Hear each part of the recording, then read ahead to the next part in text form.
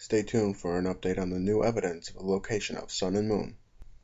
Every generation we are faced with a tough decision: grass, fire, or water. The Pokémon have varied over the years, and for water and grass there really has never been a pattern.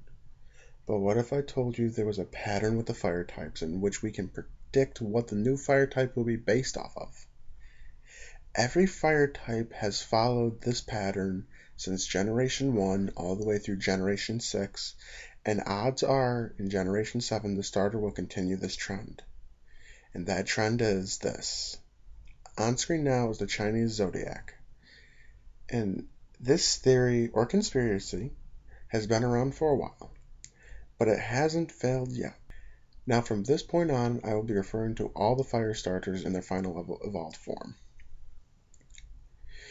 In Generation 1, we got the first and almost the most iconic fire type, Charizard, which fills the role of the dragon on the zodiac calendar.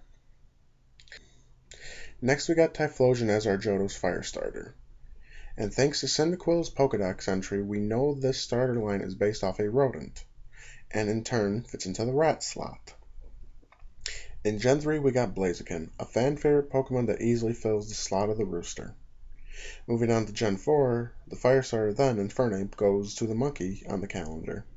Gen 5 was Emboar, the pig, and last we have Delphox, the fire fox, and also the dog of the Chinese zodiac. And before anyone says anything, foxes are part of the Canidae biological family that includes wolves, jackals, coyotes, dogs, and yes, foxes as well. Now you can see the spots that are filled. That leaves us with the possible fire starters we will get in Sun and Moon. Those are the rabbit, the tiger, ox, sheep, horse, and the snake. All of which would make pretty sweet starters, but let's narrow it down even further.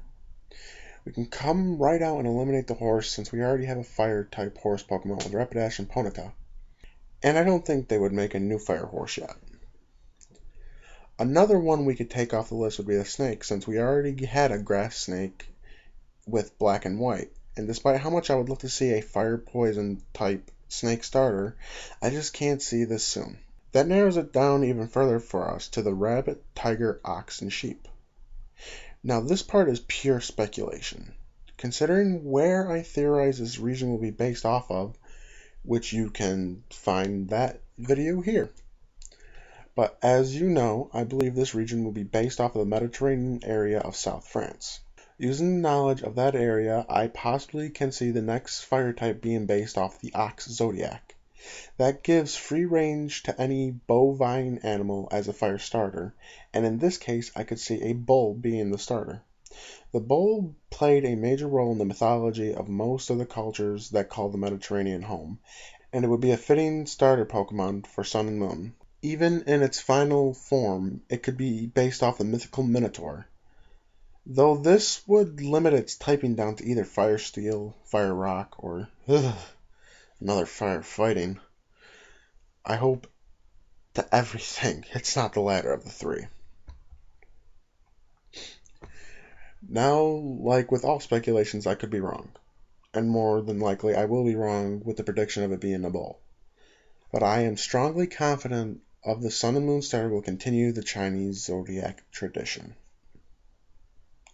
Now, as I promised, here is another piece of evidence to further boost my theory of Pokemon Sun and Moon location being connected to Kalos. Now, I don't know how you all feel about the Pokemon anime, but like it or not, it's connected to the games in one way or another, since the anime is based off the games. But with the recent season of X, Y, and Z, for the first time the show has surpassed the game in story. In the very first episode of X, Y, and Z, Ash and company reunite with Sawyer, a reoccurring character, and he proudly shows Ash his badge collection, which is on screen now. 2, and only 2 you will recognize: the bug and plant badge from the Kalos region. As you can see, there are 3 badges we do not know.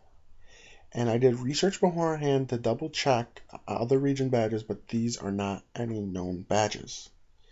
Now, you can chalk this up to being because it's the anime and it does things differently, but this is the first time the show ever surpassed the game, so it could be possible this is foreshadowing of things to come. As you can see, the new unknown badges resemble a flame, bubbles, and what seems to be pink wings. The first two gym badges are obvious, being fire and water gyms respectively, but the third badge could either be flying or a dragon gym. Now, why do I consider this evidence, you ask? Well, Sawyer got these badges from somewhere, 3 of which not from any known Kalos gym. That means either while on his off-screen adventure he crossed into a region bordering Kalos and fought 3 of their gyms, or he fought 3 new gyms in the Kalos region that are not in the games, but could be in the post-story of Sun and Moon, if, according to the theory I favor, we travel back to Kalos to collect those gym badges and get drawn into the perfect Zygarde story. Only time will tell. Korokoro should be leaking within 5 days or so, and I will be all over that, bringing you all the information as soon as I record it. Come back tomorrow for another exciting episode of my Pokemon Blue playthrough.